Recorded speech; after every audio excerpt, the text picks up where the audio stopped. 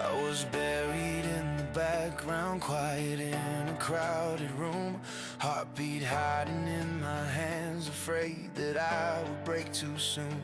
But I feel a tremor in my ribs now, something louder than the doubt.